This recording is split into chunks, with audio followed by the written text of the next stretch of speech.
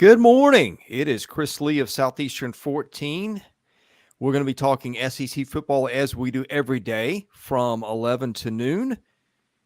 As you may know, LSU's got a big game this week against Mississippi State. Joining me is my good friend Matt Moscona from ESPN Radio, Louisiana. You are all over that state there, and I'm looking out the windows of your cars. I see them, and it's a little overcast, which seems to be a little fitting given the way the season has started. Welcome to the show, and is that a fair way to put it, Matt?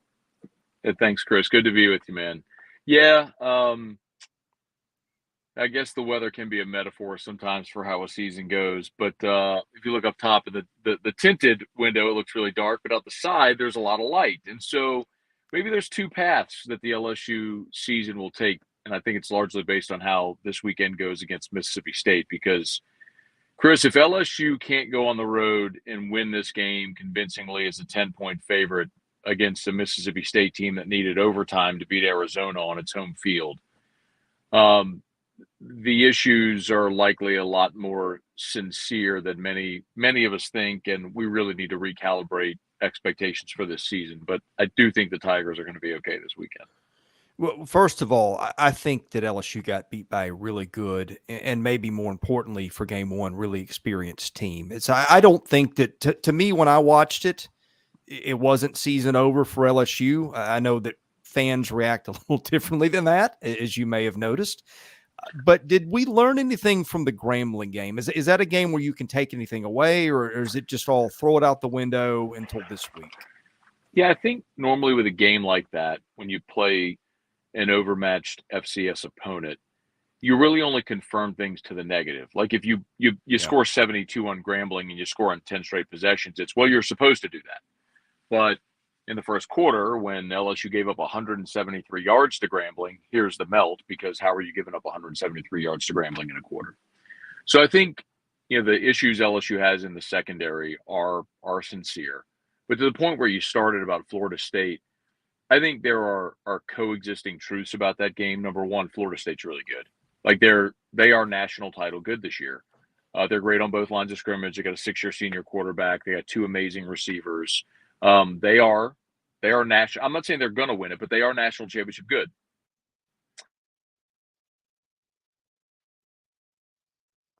We got you back, Matt. Can't hear you. There we go. We're having some technical difficulties with Matt here. We'll wait for him to come back. You can see him again.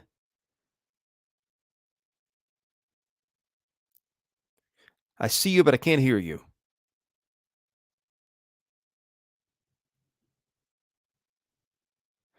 Well, we lost Matt for just a moment. We'll wait to see if we can get him back. In any case, lots ahead on our show today. We will talk about LSU's game with Mississippi State as soon as we can get Matt back here in a minute. We will be going over some other games of interest. We've got 4 games we've not talked about on our show so far. Some of the games involving non-Power 5 teams, so we'll get to those. We will take your questions and your comments. We do apologize for the technical difficulties on the front end. For once, it's not me. So in any case, I see Matt again. Let's see if we can bring him back in and hear him. Okay, hey, man, Matt. Sorry about that. Yeah. That's okay. You were saying as we left off, we were talking about the things we could or couldn't learn against Grambling, talking about the Florida State games. I'll just let you pick off where. So I'll go quickly, and sorry, I'm trying to do this on my phone, and then naturally a phone call comes in. My bad. That's okay. So, number one, Florida State's really good. Number two, LSU was leading that game at halftime and had 2 possessions inside the 10-yard line where they came away with no points. It is completely feasible that if LSU's cleaner in the first half, they lead that game by 17 at halftime. So because the fourth quarter unraveled, and that is a real concern, the fact that LSU wilted in the fourth quarter of that game. But the way the fourth quarter went, I think maybe made us forget the way the rest of the game went. And there was a lot of good there for LSU. Clearly not a finished product and a lot of improvements that need to be made, but possible, I would say, for sure. Biggest concern at this point of the season, I know their corners got picked on at times against Florida State, but look, here's news. Everybody's corners are getting picked on it. Even the great programs right now, it seems like, because college football just seems to favor the pass right now. What are you most concerned about with this LSU team going forward? Well, it's the secondary. Listen, LSU kind of built this reputation for a long time, Chris, as DBU, and it was warranted. I mean, you know the names. Patrick Peterson and Morris Claiborne and Tyrann Mathieu and Tre'Davious White, and I can go Derek Stingley. We all know the names. That reputation is warranted and is justified. This team ain't that. They've had to rebuild their secondary in consecutive years now through the transfer portal, and they just don't have a secondary that looks like what an LSU secondary normally is. Look, you can go back to that Florida State game, Chris. I mean, Keon Coleman caught 3 touchdown passes. All 3 of them, there were defenders covering. I mean, he wasn't streaking free down the field because of missed assignments. He was just that much better than LSU's cornerbacks. And it ain't like you can go sign somebody off the street, man. What you got is what you got. So how Matt House adjusts to that, LSU's defensive coordinator, is going to be maybe the biggest story of the year for this team. But biggest concern, it's the secondary. And that's a pretty obvious one, yeah. The other gripe that people had was, I don't know how you want to put it. You'll have better words than I would. The neutralization of Harold Perkins as a pass rusher by virtue of position change. Was that one of the things that, I mean, in hindsight, it seemed like a worse idea. At the time, their reasoning, I'm sure, was sound and everything. How do you evaluate that decision? And it seems like there's a little flexibility going forward to return him to do the things that made him such a stud a year ago. Well, I'm not so sure the move inside wasn't something Harold wanted to do. I mean, I get what they were trying to do, Chris. They're trying to make him Devin White. Yeah. Super athletic guy. You refine him, and he can become a 3-down linebacker who can run sideline to sideline, who could come on blitz, who could be a 100-tackle guy in the middle of your defense. I get what they were trying to do, but Devin White also played linebacker throughout his life. And this is the first time ever we've seen Harold Perkins play inside backer, off-ball linebacker. And to try to do that against Florida State in your first game ever was a challenge. And now that's all exacerbated even more so by the issues in the secondary we were just talking about. So, I mean, Chris, you don't have to be a football savant to understand, like, if your secondary is struggling to cover, a really good way to give them help is a good pass rush. So you got a really elite pass rusher in Harold Perkins, and you're not letting him rush the passer. So, yeah, I think we're going to see Harold Perkins return to a more similar role that he had a year ago, and it's going to be his most effective role on this team, and it's quite honestly the role they need him to play most. Okay, we are in a weird time with the SEC where it doesn't feel like anybody's happy other than really Ole Miss fans at this point. And there's some other teams that are degrees of happy, but they could be happier, which is kind of always the case in the SEC. And then you just have weird stuff. Like, I don't know how much of that game you got to see of Mississippi State's contest with Arizona, where they had a lead the whole game. Arizona took them to overtime. Mississippi State decides it's going to run the ball like it's the 85 Bears a lot of the day. +4 in turnovers, and Arizona takes you to overtime. That's a whole other thing that doesn't seem to bode well. You got this Mississippi State team in this transition from Mike Leach to whatever it is Arnett's going to do. Just a strange game. What do you make of the matchup, taking in context what you saw last week for Mississippi State against Arizona? Yeah, it's so odd because we kind of became accustomed to seeing State run the air raid, and to see Will Rogers, who's got 11,000 career passing yards, throw the ball 17 times in an overtime game is kind of stunning. And listen, I think Woody Marks, their running back, is fantastic. Yeah. But you've got to be more versatile and diverse offensively. And honestly, Chris, the strangest part for this weekend is LSU has some really big physical interior players that are built to stop the run. We just talked about where their struggle is, which is defending the pass. So if And look, in Kevin Barbay, when he was the OC at App State, they were a pretty wide open offense. And so you can't tell me that the decision to throw the ball 17 times was coming from the OC. Yeah. I mean, that's how Arnett wants to win. He wants to play. He's a defensive guy. Wants to play defense. Wants to run the ball. It's a little bit of a throwback. Mm-hmm. Man, I think the biggest storyline that we are not talking about at all is what Mike Leach's absence means. I mean, obviously it's a tragic situation, and I feel like I always need to lead with that so people understand there's a human element here.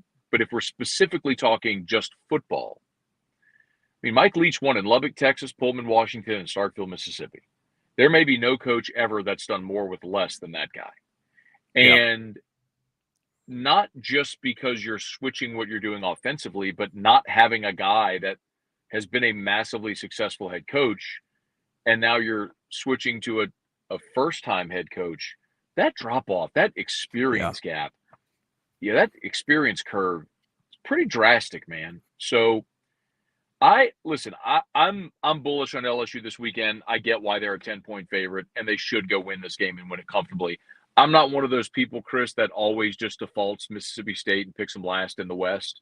I know that bothers State people a lot because they rarely ever finish last, but they always get picked last. But I picked them last this year mostly because of the impact of losing Mike Leach and the fact that I don't think Zach Arnett has been impressive. Maybe they'll prove me wrong, and I'll eat these words. I've been wrong before, but I think this is a Mississippi State team that is going to struggle a lot this year.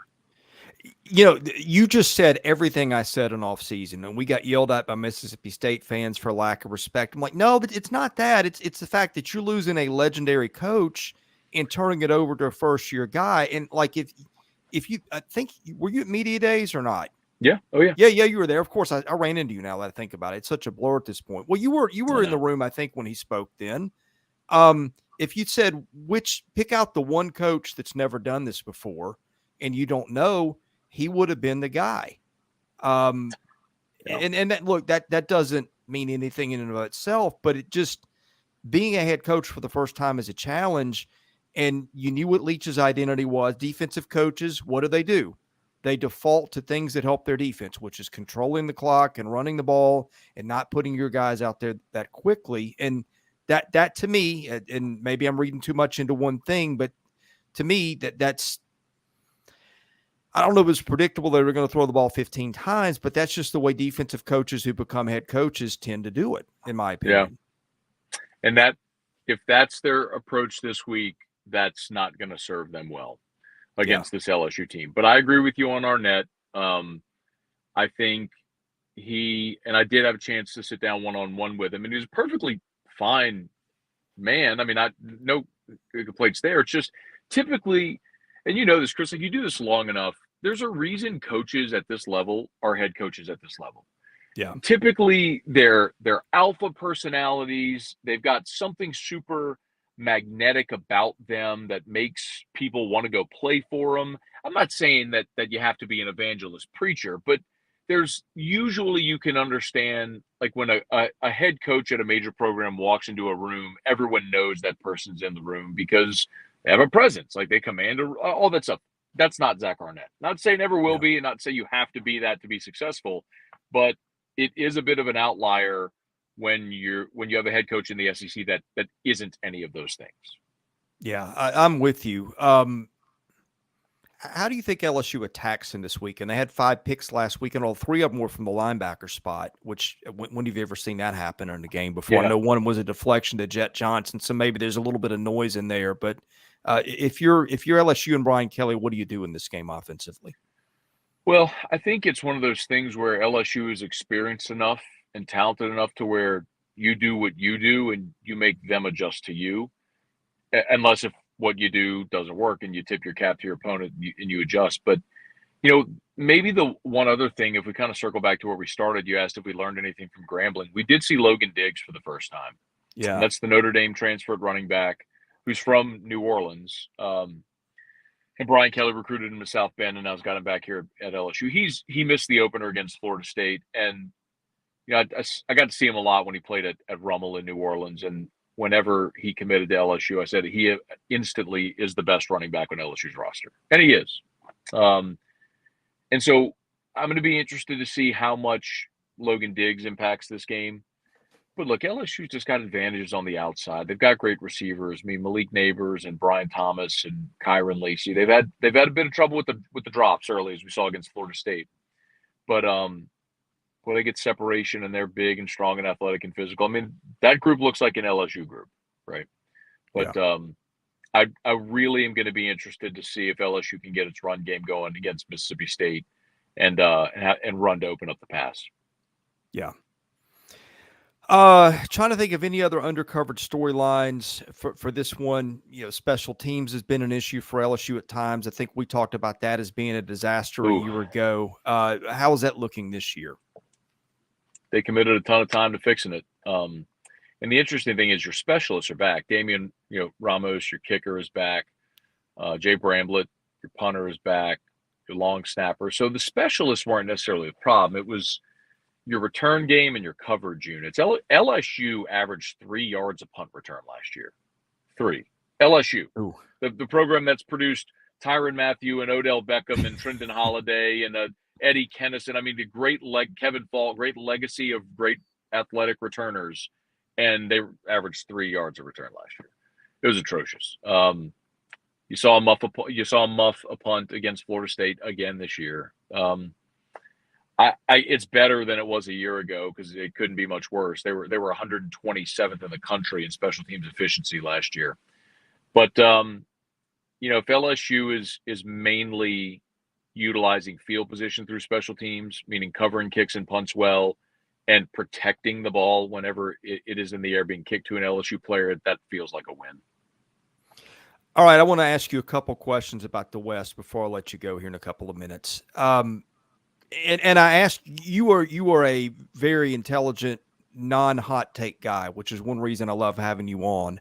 And the narrative about Alabama was that the dynasty is decaying, blah blah blah.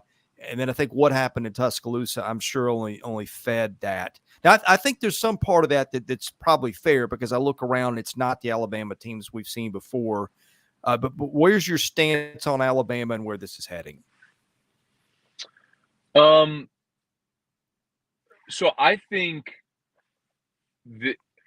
my feeling on Alabama coming into this year, Chris, was that I picked them to go 9-3 in the regular season. I thought they would lose 3 games. I am not going to bury Nick Saban. He's the greatest coach ever, and that would be fool's play to try to say that the dynasty is over and they're never coming back. What I will say is I think except Nick teams for 20 years, the fact that he recruited 4- and 5-star classes on top of each other, and he got those guys to stay. Because it was a narrative here for a long time, Chris, where LSU would have guys go 3 and then they're out to the league, and people wonder, like, do they not like it here? Do they not like the coaches? Whatever it is, why these guys all leave after year 3 even when they're not ready?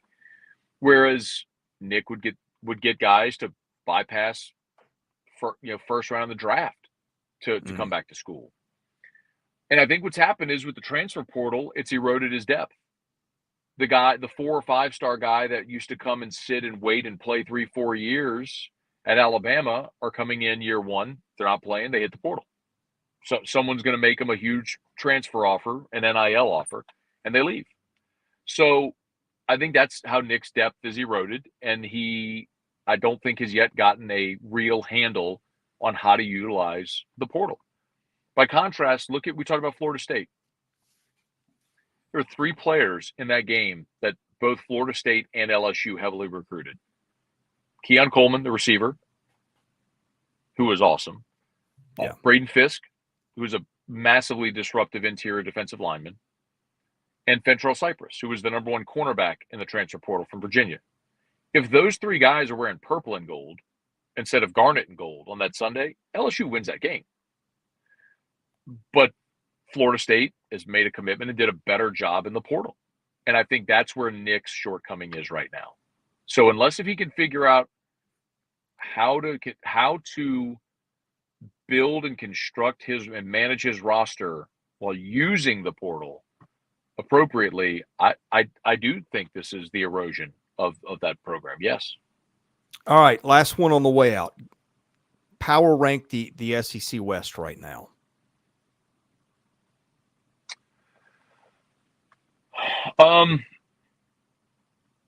You know what's so weird is I picked LSU to win the West this year because not that LSU was a team without flaw, but because I thought this league was not going to be very good this year.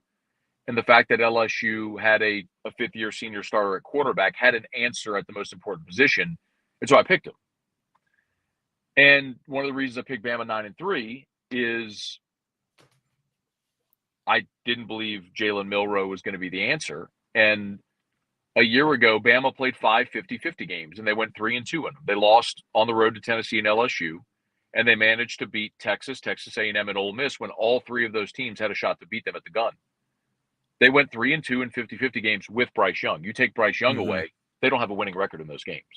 So that was my logic. So with all that said, and seemingly true with Bama and with A&M, I would still put LSU atop the West because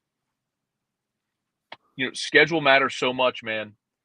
LSU doesn't have to play Tennessee, Missouri. So Tennessee rotated off, Missouri rotated on. You get Florida, Auburn, A&M all at home. You got to go to Ole Miss, to Mississippi State. And the tough one, of course, is playing in Tuscaloosa, which seems more manageable now than ever. So I would still have LSU 1. I would have Bama 2. I'd have Ole Miss, then A&M. And then I would go Arkansas and Mississippi State last. And then, and Auburn be 6th, I guess. I thought I said Auburn. I'm sorry. Oh, you may have. I'm sorry. Yeah. If I missed them, I would have Auburn behind Ole Miss ahead of Texas A&M. Oh, interesting. Okay. I think that's the one place we'd probably differ. But other than that, I'm pretty much with you. So don't know what to make of Auburn after the quarterback couldn't throw for 100 yards and they win a game because Cal can't kick a field goal. But it's also early for Hugh Freeze. Hey, Matt, I know you've got to get to a meeting. Really appreciate you taking the time to join us today. Glad you didn't wreck your car in an attempt to find a safe spot. So thank you for joining us. I'm just chilling in the parking lot, man. We're good. Yeah, thanks for joining us, and we'll catch you again soon. I know LSU's got plenty of big games left on the schedule. I'm with you. I think that team's still got a whole lot to play for. It's my pleasure, man. Anytime. All right. He is Matt Moscona of ESPN Radio all over the state of Louisiana, more the Baton Rouge ESPN area, but great job. He's as good as it gets when it comes to covering LSU. Hello, Blake Lovell. Hello, everyone. Hello, Nathan. He was late, but he made it. We appreciate you joining us. Everyone else, the usuals, I see Charles, Scott, and others. Juan back as well. How you doing, Juan? We appreciate all you guys hopping in. And on the SEC Daily here, Thursday edition. As you see as well, folks, quickly, before we jump into some thoughts on the other games we haven't really covered this week, we do have something we'd like to show you, Chris. And it's always a dangerous thing when you say those words. But, Chris, it's Chomps. Chomps, Chris. Look at this. Watch. Chomps is what we're going to talk about because Chomps is one thing that you can learn a lot about, folks. If you go to the description below, you can learn all about our friends at Chomps. The perfect snack is what they have here. A lot of healthy stuff for you. And you can try some stuff yourself. Different flavors, 6 different flavors, Chris. 3 proteins in this thing. So if it's bulking season for you, which I know it always is for Chris Lee, you can check out the link in the description below. Use the code SC14, guys. 15% off your Chomps order. Hit that link in the description below and help out our friends at Chomps and help us out here on the channel. As always, we are looking for advertiser sponsors as well. So if you guys know anyone, reach out to us. You can see it on the bottom of the screen there, caroline.smith at southeastern14.com. And super chats are always welcomed as well. So it's Chomp sponsor a 2-hour live stream today. I'm sorry, Nathan. They did not. 1-hour stream today. If you want the extra hour, help us with a sponsor, Nathan. Send them our way, and we'll give you that extra hour there. So anyways, Nathan, Chris. I got to be honest. We're just happy to be here today. I was going to go get myself a full array of Chomp snacks, munch on them during the show today. But you know what I did instead? I spent my morning on the phone with AT&T. Oh boy, Uh, this is 3 hours of troubleshooting. But you know what? How is it on your end today? It looks okay right now, Chris. So let's just take advantage. I don't want to curse it. I think I might have figured a thing or two out, but we will wait and see. Yeah. Yes, well, get ready. It's about to mess up. Yeah, we appreciate you as always, Charles. But here's what we're gonna do. Okay. So we say we like to preview all the games, and so unfortunately, I know some of you guys listen. Some games are more important than others in terms of the interest around them, and so we're not discounting these other games, but these are the games we're going to kind of touch on that we haven't already. If you're looking for LSU, Mississippi State, if you're looking for Georgia, South Carolina, Tennessee, Florida, Missouri, Kansas State. Who am I forgetting, Chris? Arkansas, BYU, Ole Miss, Georgia Tech. We've already done separate videos for all those games. Find them on the channel. But we're going to quickly, Chris, run through just some quick thoughts on the other games that are on the schedule involving FBS versus FBS in the SEC. So, Chris, are you ready? I am ready. Are you ready? Alabama, South Florida, ABC, 3:30 p.m. Eastern, one of the weirdest games on the schedule this season. The Tide, heavy favorites in this one. Give us your notes, your advanced data, everything on the Tide and the Bulls, Chris. Well, half my notes have course disappeared, but fortunately I've committed some of those to memory. And here's what I got, okay? First of all, we always start with the spread and what that says and what the over-under says. Spread on this one, Alabama by 32, over-under of 61. That makes Alabama a 47-15 favorite in the eyes of Las Vegas. ESPN's FPI has Alabama a 36-point favorite. If you include the home field disadvantage, this game is at Florida State. Good grief. That's really what Alabama needs this week. Florida State. South Florida, Raymond James Stadium in Tampa. SP Plus has the Crimson Tide 36-point favorites. Jeff Sagarin has them at 32. So, yes. Alabama, I think I'm sort of looking for the what's next. And I think a lot of that is on offense. And let's start when Bama's got the ball. Bama's averaging 5.3 yards per running play, 7.5 per passing play. South Florida giving up 5.4 and 7.1 there in both those. So not a very good defense. However, USF is forcing turnovers on nearly 4% of the snaps, and Alabama's turning it over just under 2%. So if this game's a little closer than that, turnovers right now, USF has got a little bit of an advantage there, but it's also very early. Okay, here's what I want to watch on offense, Blake. What does Alabama do with the quarterback position, right? Because you just, at this point, I think we feel like Jalen Milroe's not going to be the guy long term. If Alabama's going to get back to the playoff, it doesn't feel like, based on what we saw at Texas, he is going to be the guy to get them there. So do they do a timeshare? Do they maybe go to a little bit more run-oriented offense with Milroe getting the ball and carrying it? I don't know, because when he did that a year ago, I still remember that Arkansas game where he was so explosive with his feet. Something has got to be different at quarterback for Alabama going forward. I just don't know what that's going to be, whether that's going to be how they attack people or whether that's going to be playing different guys. Second thing, Blake, and we've noted this many times, okay? This is not your father's Alabama backfield, and maybe not even your older brother's Alabama backfield if you're younger. I don't see the studs that they normally have in there. Justice Haynes was a kid who lit it up in the spring game, got a lot of attention. I'm looking around at the guys in front of him. Jace McClellan, Roydell Williams, both averaging under 4 yards a carry.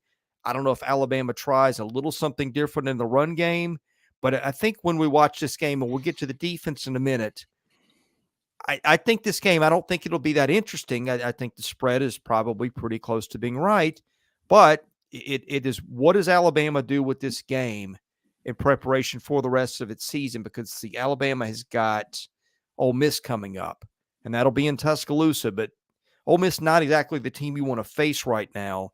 based on the way it's looked the first 2 weeks. I'm very interested to see what Alabama does offensively here, Blake. All right. What are you interested in seeing defensively? Defensively, okay. USF has run the ball pretty well, 5.8 yards per rushing attempt. Naquan Wright is their main guy. If you say, hey, that name sounds familiar, it's because he was playing at Florida, I believe, last year or the year before. So Naquan Wright is averaging 5.7 a carry. He's their leading rusher. Their quarterback, Byron Brown, has run 47 times for 183 and 4 scores.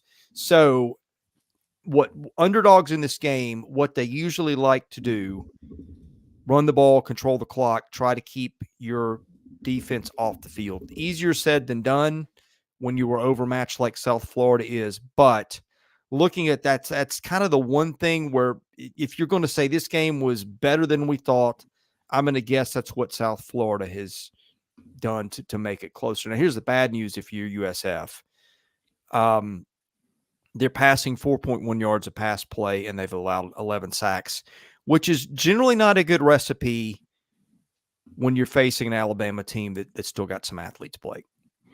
Yep. Alabama, as you said, 32.5-point favorites. FanDuel, 33-point favorites. DraftKings, the total set at 60.5 to 61.5, somewhere in there. If you're feeling antsy with the money line, plus 3,000 for South Florida. If you want to pick the huge upset here, I would not do that. I'm kind of thinking, Chris, this may be an Alabama bounce back game. We've seen that before. We know how Nick Saban likes to really get into the mindset after a game like that against Texas, and I think they come out and cruise to an easy win here. Is that cruise for like the car dealership and all that stuff? Like, is that kind of the transition to use there? So I guess so. Again, that game 2:30 Central on ABC, and again, it is in Tampa for reasons unknown. Maybe somebody knows the backstory on why Alabama's playing a road game against South Florida. So what do we got next? Are we doing ULM and A&M? Yeah, we can move through these a little bit quicker because I know guys want to get to some questions, and all that we'll use for the last 15 minutes or so of the show. Texas A&M, UL Monroe, Chris. A&M a heavy favorite here. Last time I looked, it was 36.5, something like that. And just to give you my notes on this game quickly, because I have put together some notes. I'm not always behind here at Southeastern 14 doing 800 different things. But yes, Chris, this is one where, again, can A&M tackle? They've got to make tackles. Here's the good news for Texas A&M. UL Monroe's offense thus far is averaging, I think it's between 96 and 99 passing yards per game, I believe. Something like that. The running game has been good, but that was against Army and Lamar. And Texas A&M will present a few more challenges there. The A&M offense is still going to be fantastic, in my opinion. It has looked fantastic at times. They're not the problem. The problem is the defense right now, and I think they're going against a team offensively that does not seem to pack the same punch as the Miami Hurricanes. So give me A&M big here in a bounce-back spot, but at the same time, they got to tackle better, and if they give up points here, then, boy, there will be some frustration because you would like to see a huge jump because this is the kind of team I think they should hold to very, very few points. This should not be one where they give up 14 to 20 points or anything like that. I think they would be disappointed with that. So, yeah, let me give you a couple of key numbers that back up most of what you just said. By the way, A&M a 36-point favorite, a 53.5-point over-under, making for a predicted final of 45-9.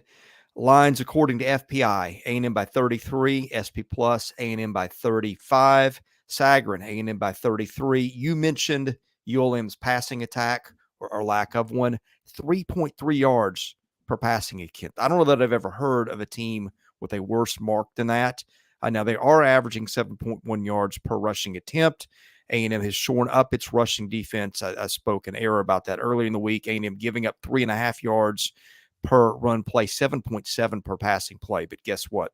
They are not facing Tyler Van Dyke this week. A couple more notes on that game. ULM has got two backs that are averaging over 7 yards a carry. Hunter Smith, 10.4. Isaiah Woolyard averaging 7 a carry. So if ULM is to make this closer, it's through that because they've got a 2-quarterback system and they are shaky in throwing the ball. A&M on that side, I'm looking for Connor Wegman to have, I don't know if a bounce back game is fair, but a better game against ULM defense. It's not wonderful against the pass. It does force turnovers, forcing turnovers at about 5.5% of snaps. So if this game is sneakily closer than you think it's going to be, which I don't think it's going to be, it's that and the fact that ULM does not shoot itself in the foot 33 penalty yards a game. Yeah, there's a stat I had that I've got to find because it is a mind-blowing stat for ULM, and I'm going to try to scurry real quickly to find this, Chris. But something like they forced 7 turnovers this year so far through 2 games. It is 3 fumbles and 4 interceptions, and they have played. So let's see, they've played. They're 1-1. I think they played an FCS game, and I think they lost at Temple, maybe. Yeah. So, anyway. So seven turnovers forced this year. You know how many turnovers they forced all last year? 8. So through 2 games, they are almost getting to that point. So Texas A&M minus 36 at DraftKings right now. I'm seeing it on Vegas Insider minus 108. I would jump on that. I think that they will. I would hope if you're a Texas A&M fan, for your sake, that they bounce back in a big way here. So I just think Monroe is going to really struggle to score the ball. They've had 2 different starting quarterbacks through 2 weeks, and I tend to think that quarterback battle continues there between was it Herring and Wright, I believe. So probably got the name wrong on one of them, but I've also lost my notes, Chris. But anyways, let's continue on. Unless you are picking Monroe in an upset here, Chris. I am not. A&M in a rout. I didn't think so. Let's see. Vanderbilt UNLV, which, by the way, we did. Brian Edwards, our Vegas betting insider, multiple decades of experience. He did give his pick on this one in the betting show that I do with him every week. So if you want Brian's official bets he made on this one, you can find that in the video we put up this morning. So check that out. But Vandy UNLV, Chris, this is an interesting one. Commodores favored by, what is that line at now? It was 4, I think, at some point. 4.5. 4.5. So moving on up a little bit. And this one Vanderbilt should win, but I think they have to win it if you're looking at possibility of a bowl and all that. Very important game for Clark Lee and company here. Yeah, spoiler alert. I think this would be a little bit of a bounce back game for Vanderbilt. By the way, this is at UNLV. For some unknown reason, Vanderbilt is playing at UNLV. I guess that's the other half of a home and home series that someone agreed to way back when. You can catch that if you're not going to Vegas on CBS Sports Network. So make sure your cable package has that if you want to watch it. Kickoff time, 6 Central. They will play that one in Allegiant Stadium in Las Vegas. As you said, a 4.5-point spread, a 59.5-point over-under. That makes Vandy a 32-28 favorite. FPI has got Vandy a 1-point road favorite. SP Plus has the Commodores by 5. Jeff Sagarin actually has UNLV favored by 4 with the 3-point home field advantage. So anyway, a little divergency of opinion on this. I think Vegas is probably closer to it. Okay, here's what we got. When Vandy's got the ball, Commodores averaging 7.3 yards per pass play, 5.2 per running play. I think Vanderbilt really found some things last week in the passing game against Wake Forest. They've got 3 receivers who I think form an excellent tandem in Will Shepard, a true freshman London Humphreys, and Jaden McGowan in the slot. All 3 of those guys can make huge plays. Vanderbilt's running game was a little better last week against Wake. Vandy was behind in that one from the jump and had to throw it. Commodores turning it over 2.2% of the time. UNLV forcing turnovers at a 2.3% clip. UNLV giving up 5 yards a rush or rushing play and 9 yards a passing play. So I think Vanderbilt is a better passing team than running team. UNLV has bled pretty poorly in the pass defense. That's horrible grammar, but anyway, you get what I'm saying. And UNLV went to Michigan last week. I think gave up 5 sacks. I had a lineman or 2 hurt. That didn't help. So I would look for Vanderbilt to throw the ball. Now, the question for me is, can Vandy defend anybody? But because so far that's been an issue. UNLV is scoring 25.5 points a game. Vandy giving up 25.7. UNLV is running the ball 54% of the time. It is getting 5.6 yards per rushing play. Vandy giving up 5.2, only 4.6 yards per passing play. Vandy giving up 6.3. Vanderbilt's not looked good against the run or the pass, but I think Vanderbilt's worse against the pass. Now, UNLV does not shoot itself in the foot, turning it over just 0.8% of snaps and getting penalized just 40 yards a game. So Barry Odom's team kind of disciplined Vandy, turning it over about a 2% clip. But I don't know. Blake, Vanderbilt does not look good so far. I think there's better football in there for Vanderbilt. You could hear the disappointment in Clark Lee's voice at his Tuesday press conference. And I like Vandy is a bounce back, and I think it wins bigger than that spread. All right, couple notes from covers. Vandy, game total under 4 of their last 6 away games. UNLV, game total under 7 of their last 12 games, period. So new era with Barry Odom there, but something to look at there if you're looking at a couple betting trends. Not a lot really elsewhere I see that I find that fascinating. It looks like a lot of unders is something, except for there is one trend covers has. UNLV's hit the first quarter game total over in their last 5 home games, but I think that would have been conference play last year. And again, new coaching staff, different team. I'm not sure I'm completely in on that one, but that's kind of where things stand. I'm with you. I think Vanderbilt bounces back and gets a win here. Boy, I would not want to see the discussion on a certain message board if they do not. But anyways, we will move beyond that to another game here. Again, guys, if you're just hopping in, we are quickly running through the games we did not cover in separate videos. So as we say, we always cover every FBS on every FBS game for SEC teams, which luckily here moving forward, there won't be as many of those because there will be SEC on SEC. So we're just kind of quickly running through the others. And I think we have one more to get to, and that is Kentucky and Akron, 7:30 p.m. Eastern. ESPNU is the kickoff on Saturday night. Chris and Stuart Lackey talked about this game in another video this week. So if you're a Kentucky fan, go find that one. In-depth discussion, as always, with Stuart each week. And what are you seeing for the Cats here in this one, Chris? Another team, as we've said, not been the most impressive thus far, but seems like a good enough matchup for the Cats. Yeah, I'm seeing the Zips as a 25-point underdog heading into Lexington with a 49.5-point over-under that makes for an implied final. Every game Kentucky plays against a MAC team, I feel like the spread is 25. Honestly, like I want to say Ball State was like 25 or somewhere in that range. So that's just the way it works for some reason. Well, it's 25 again, over-under 49.5. I feel like that's also, I feel like the total hasn't strayed a field goal from that all year for Kentucky. That makes for a 37-12 implied final. In case you're wondering, are the computers more bullish on the Zips' chance for pulling an upset? No, they are not. FPI has got Kentucky a 27-point favorite. SP Plus has Kentucky by 34. Sagarin has got Kentucky by 26. So average those three, and the Vegas total, and it's a 26-point number there. Akron offensively, not great, Bob. 22.5 points scoring, Kentucky giving up 15.5. Akron runs the ball 40% of the time, where it is getting 3.0 yards per run play. Kentucky giving up 3.3. Akron throws it 60% of the time, 5.8 yards per passing attempt. Again, not very good. And Kentucky giving up 6.2 per pass attempt, which is a decent number, although with the opposition it's played, maybe not. Akron turning it over 5.2% of the time. Kentucky forcing turnovers at a little better rate this year, just over 3%. So Akron not only does not move the ball, Blake, but it also turns it over, which is probably not a good recipe when you're playing Kentucky's defense. And, oh, by the way, Akron also getting penalized 76 yards per game. Just gonna throw those gaudy numbers out there before we get to the other side. What do you see on the other side after those gaudy numbers?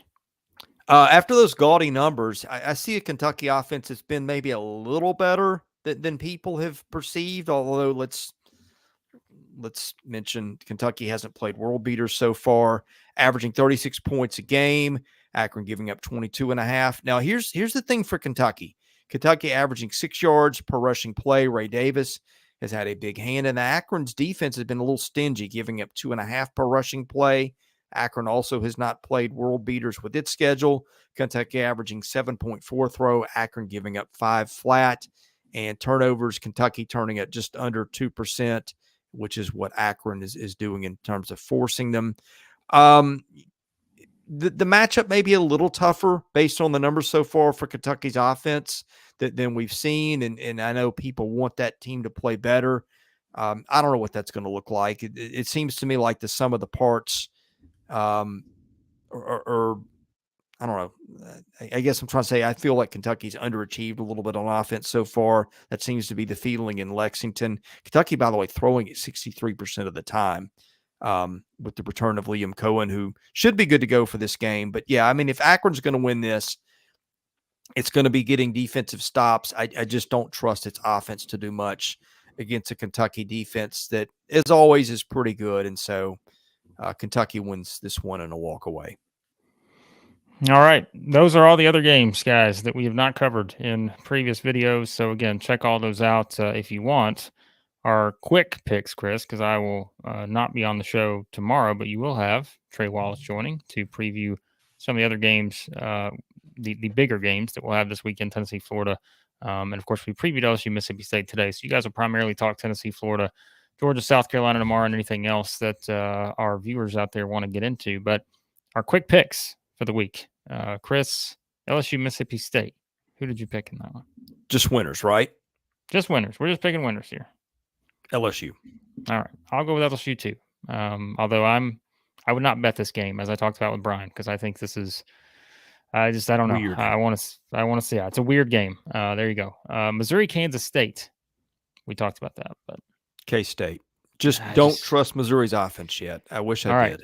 Well, we're going to get back to Kyle's question here because it's going to kind of tie into how we wrap things up here. But how big is this game for Missouri? Is it an overreaction? I think could determine Drink's future. I mean, I think, look, if he wins, like we said, I mean, you got Memphis next week, then you got the game against LSU the following week. I mean, they win this game, things are setting up okay moving forward. If they lose it, I don't know, Chris. I mean, is it still too early to? I don't know. Hey, look, that fan base is already chirping and not very happy about being 2-0 the way that Missouri's 2-0. If that's already the point we're at, where Missouri's 2-0 and the fans aren't happy, I think Eli Drinkwitz needs to win this one. Big game for Missouri. I think a big opportunity maybe is the best way to put it.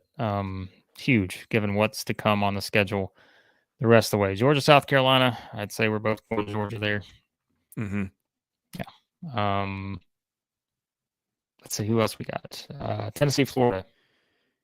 Still like the Vols. You like the Vols big. I like the Vols big. I've stuck by my guns for months on that. It's Tennessee. It's in Gainesville. Like that's the thing that pulls in your mind. It's like, well, this game is in Gainesville and we know the history here. I think Tennessee's a much better team, but I don't know. That line is interesting to me. Like it always scares me because I usually have a pretty decent grasp of what a line will be. We've played guess the line before. You've done that with me, and you said, Chris, what do you think the line's gonna be? I'm usually not more than 2 or 3 points off, and occasionally Vegas will throw you one where what it thinks and what I think are much different. I'll give you an example. I think last year when Tennessee went to Athens, Georgia's a 13-point favorite. And I was like, that's too much. No, it wasn't too much. And that's what scares me in this one is that I think the way that I see it, the way Vegas sees it, the way the computers see it are very different. And it feels like usually when I'm that off, I'm the guy that's wrong. So we'll see. All right. Speaking of guess the line, we're going to get back to that in just a second because I didn't realize we have lines for next week already. I'm going to get you to guess them quickly. All right. So, yeah, I'm going to pick Tennessee to win. Like I said, I don't know. I think they're the better team, and I've been higher on Tennessee the most, but it's that tricky Florida road game. You just never know sometimes. So, all right. I think we may pick Ole Miss, Georgia Tech. We're both picking Ole Miss on that one. And we both picked Arkansas against BYU, although that line has been interesting. So, yeah. Who are you guys picking? Leave your picks if you want to just pick it for the 3 big SEC games. Who are you picking this week in week 3. But all right, remember super chats. You can leave those. We got about 5 to 8 minutes. We're going to wrap up here shortly. But if you want to leave us some super chats, you can. Nathan was mentioning joining the membership tier. You can also do that as well. I can't remember exactly where it's at, guys. If you're using a mobile device, may have to push the little 3 dots, and it may be in there as an option. But if you're on your laptop, you just hit the join button, or on your computer. Yeah, just hit join, and you can join our membership tier. It just means more, which means you get to donate $3.99 a month, $3.99. That is each month, with the special perks of, well, just enjoying company, I guess, with us on the daily show and everything else we do on the channel. So quite a sell there, right, Chris? But yeah, that is what you get. It's just, again, sort of a donation tier. We'll have some more membership tiers to come with kind of exclusive content we'll start doing in the future. So yeah, but and I'm laughing at Matt's comment here. I mean, he's Matt making coming clear on strong. if you pick BYU, Matt is not holding anything back. I can't put it on the screen, No. Matt. I don't want to run away sponsors, but I think Matt used a word you can't use in Provo. Matt in the chat is making it very clear what happens if you pick BYU in this game. But yeah, Arkansas is going Georgia, Florida, LSU. So the upset. I like that. That might be our best screen name yet. I like it. Tennessee, Alabama, Georgia. All right, I got Alabama too. Well, if we're doing a parlay, give me that parlay right there, and I'll take it. Winners parlay. I don't know how much you're getting out of that one, but it's a lot of points for Georgia. Yeah, but do you want me to give you a woo pig, Nathan? Speaking of Nathan, Max Barr and I did record our Arkansas basketball season preview this morning, which will go up this afternoon. So I know it's football season, guys, but look, we try to do the same thing with basketball. We get our previews out at least about a month and a half before the season starts, and we're about a month and a half away from basketball season. So we'll start doing our team previews. I know you guys are fully immersed in football, but we still got to get these basketball previews out. So Arkansas fans, you got a basketball preview coming. We appreciate the $1.99 super chat from Nathan. All right, Chris, let me make sure I haven't missed anything. Actually, I have. I know I have. While you're gathering your thoughts, I think we're going to play Guess the Line and take questions and comments. We do need to give a shout of appreciation to a sponsor. That is Andy Ludicky and MyPerfectFranchise.net. If you are looking for something different, your career's not working out the way you wanted, maybe you don't have time with your family, you're ready to take charge and own your own business. Or if you're picking BYU to beat Arkansas. Or if you're picking BYU to beat Arkansas. You might need to rethink that. And Andy is the guy who can help you rethink everything. He will sit down with you, and this will cost you nothing. He will spend his time getting to know what your skills are, and maybe just as importantly, what kind of life you want to build for yourself. I mean, what is life if you can't spend time with your kids, your wife, watching Southeastern 14? I mean, you gotta make time for all that, and Andy can help you get to that. When he's finished with that, and again, that costs you nothing, they will go, and they've got a plethora of franchises that they work with, and they don't spend any time trying to steer you to a certain one to get a higher commission or whatever. That is not how it works at all. They will take what you need out of life, find a franchise that can give that to you and match you. Andy has done that, I don't know how many hundreds of times. He's a good guy, a friend of mine, and go check them out at myperfectfranchise.net and get your life headed in a better direction with your career, with your family. He is the guy to do that for you. All right, Chris, we're going to rapid fire some of these questions here. We're going to go back to Charles's question earlier. Sorry, I said Charles. I was going to hold that one. I know you did it at the start, but transfer portal causing lower tier teams to get better recruits due to transfers taking up more spots on better teams. I mean, maybe, probably. I mean, and you still got this weird COVID thing where you got 39-year-olds out there that are perpetually eligible. I'm exaggerating, but I think that's probably part of it. You've got this weird collision of conditions that have never existed before. And I don't know, we're 2 weeks in. It's premature to make a sweeping judgment, but I have to think that Charles hit on part of it. I have to think that the perpetual eligibility is part of it too. All right, from Justin, a member of the It Just Means More tier, of course. Who is better in the trenches, Vandy or AT&T at Chris's house? Well, today it's AT&T at my house. I mean, I'm afraid I was going to jinx it earlier. I don't know what it looks like on your end. I'm not having any issues today. after I did some things. You guys got to get ready for quite a show tomorrow then, because, yeah. Anyways, that means it's going to mess up. Right. Is Miami that good, or is A&M just not who we thought they were? From Justin as well. I'm leaning more Miami there, Blake.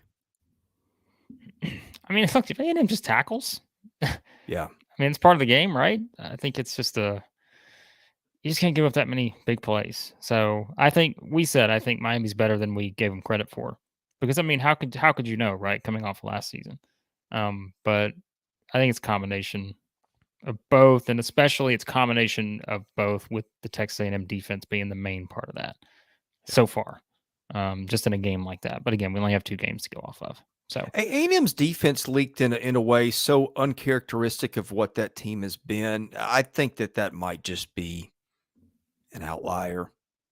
Yeah, had the kickoff return touchdown too. I mean, I don't know. I'm not burying A&M until we see more reason to. I still think that's a pretty good football team. Yeah. Scott's got the Hogs squeaking by BYU this week, and yeah, we'll see. And that, like I said, I think that line's going down, isn't it?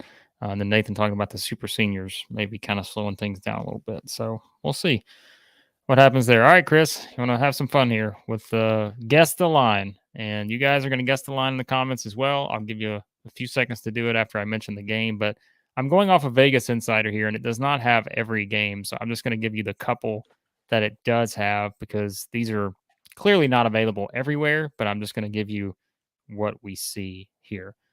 Chris, next week, Auburn plays at Texas A&M. That is an 11 a.m. Central kickoff. I am only seeing one line out there at the moment, and I'm looking at the logo here. I don't even know what betting service this is, but I will tell you that it's quite an interesting line. Texas A&M at Auburn. Wait a minute. Hold on a second. That's at Auburn, right? Oh, yes. At Auburn. Okay, I apologize. I think it's Texas A&M at Auburn. I got it wrong on here. Let me think. No, wait, hold on. Sorry, they've got it wrong. It's Auburn at Texas A&M. I'm sorry. I know people are screaming, but they've got the wrong order. Yes. Auburn 7.5. Hold on a second. It's Auburn at Texas A&M. You got Auburn at 7.5? No. Sorry. This is not our finest work here. A&M by 7.5. Excuse me. Okay, we're about to can this because I don't know what they're. So when I click on the game, it gives me a completely different line. So this may be a. How about we're just going to let the minute my internet started working well, it had to go wrong somewhere else. We're just going to let maybe the viewers come up with a line for this, because something's not adding up here. So I don't know why this is. Never mind. We may not be able to play this game. I apologize. You guys send in your chats and we'll get to it. Chris, stall for a second while I look this up on my phone. Let's see. Other games next week of interest. Florida and Charlotte pass. Georgia UAB, I'll pass on that one. Kentucky comes to Nashville to face Vandy. I don't know if they've got a line. I'll give you mine on that one. Kentucky in 13 is my guess on that. Let's see. Missouri plays Memphis. Is that game in St. Louis, maybe? Okay. Oh, man. Missouri and 10, maybe? Oh, here's South Carolina and Mississippi State. I have no freaking idea. Here we go. That's in Columbia. All right. Tennessee and UTSA, the Roadrunners. That'll be interesting. Go ahead. All right. Here we go. Sorry, we found them. Okay. Who are we on? Auburn and Texas A&M. You said 7.5 A&M? 7.5 A&M.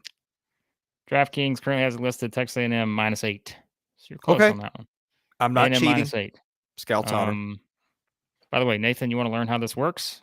Watch the show we do with Brian Edwards. He gives some nice advice there. So if you're a first-time bettor, I think Brian's advice will help you out a little bit. So, all right. Let's go back to, well, never mind. I can't find that one. Let's go to Arkansas at LSU. That game is at LSU, right? I don't even know what these betting services are. Now, this line, it surprises me a little bit. I'm going to be honest. This one I'm a little surprised by. Arkansas fans, what are you setting it at? Arkansas at LSU next week, which of course is going to change. Depends on what happens this week, but it's having fun here. LSU in 10. Ooh, no. This is no. You think it's higher or lower? Higher. Yeah. Really? Yeah. Arkansas's got LSU -4. Let me just tell you, both of y'all are way off. Way Scott, off? Sorry, Scott. You're way off too. Justin is the closest. What? 19.5. It is LSU -16 right now. So if you're a bettor and you want to go get some action on Arkansas, you get them a couple touchdowns here for this game. That means next week it's on 13 DraftKings. points on a neutral field. That seems a little much. Yeah, Arkansas +16. So if you want to make some money, if you're feeling confident, go out and get it right now. It's available on DraftKings. I see it's right here. I can push a button. So yeah, that one's a little surprising to me. So, but we'll see. We'll see if this weekend changes anything. So I mean, again, it will. This line will change, but if you want to grab it now, you can. Ole Miss at Alabama. Ooh.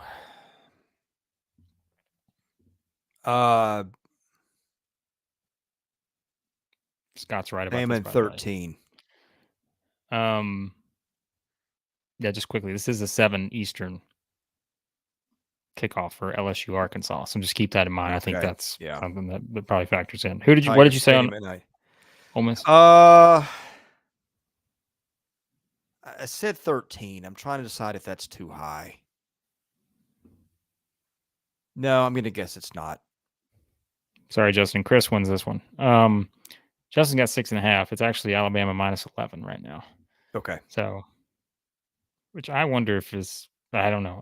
They got injury issues. So, all right. So on DraftKings, that's all I've got. I do see some Vanderbilt, Kentucky ones, but it's not on DraftKings. And I don't know how valid this is, but the number I'm seeing 13, I bet. Number I'm seeing 17. Really? But again, I don't know if this is I don't know if this is accurate because I'm not seeing this on DraftKings at the moment. So yeah. And I think who else is there? Those are the only SEC games. Oh, Mississippi State, South Carolina. I don't see that one anywhere. So yeah, I don't even yet. Yeah. That one's really difficult to put a number on. Anyways, all right, Chris. 16.5 for LSU? 16. So let's just say this. If we look at this tomorrow and that line's moving, we're going to credit it to the SEC Daily here because there'll be people getting in on the action with Arkansas. All right, I'm going to give you just a thought on that, and I don't know if it's accurate or not, but that seems to me like we're not real sure about Rocket Sanders for this one line. I think it's also like Scott. I think a night game, Baton Rouge. If you're banking on LSU coming back and making a statement this week against Mississippi State, then I think I can see why it still feels high to me. But I can see why it would be set because remember it's set to entice, and so if we're all saying, "Oh man, that line is way too," well, okay. Well, someone over there smirking saying, I can tell you it's all these trends. And that's enticing people to put money on LSU. That's a lot of points. No, man. It's enticing people to put points on Arkansas. But again, that's the point is that. Well, I mean, the point is try to balance the line, right? Well, yeah, but I'm just saying these people know what they're doing, Chris, for the most part. And so I know they got some trends that they're seeing that we aren't seeing. And so, yeah, I think our Arkansas Rocket Sanders injury situation, and we'll see though. That's next week. We got a lot of fun action this week. A lot of good games, and yeah, it should be fun. Start to get into these SEC on SEC games. Plus, we said some fun out of conference games. Arkansas, BYU, Missouri, Kansas State's the one I've got circled. So yeah, should be fun. But we appreciate you guys hopping in as always. Appreciate the super chats. If you're joining the membership tier, check out Chomps. Like we said, go to the description of the video. Click on that Chomps link. Get 50% off. SC14 is the code. So Trey Wallace joining us tomorrow. We'll preview the weekend and talk about whatever Trey and I want to talk about and whatever you want to talk about. So be sure to tune into that one. And I guess we're done here. Yep. Appreciate you guys. All right. Thanks for watching. Hit the subscribe button if you haven't. Always appreciate it. Tell some friends. We'll be back at it 11 to noon Central on Friday. For Blake Lovell, I'm Chris Lee. We're Southeastern 14. Thanks for watching. We'll see you again soon.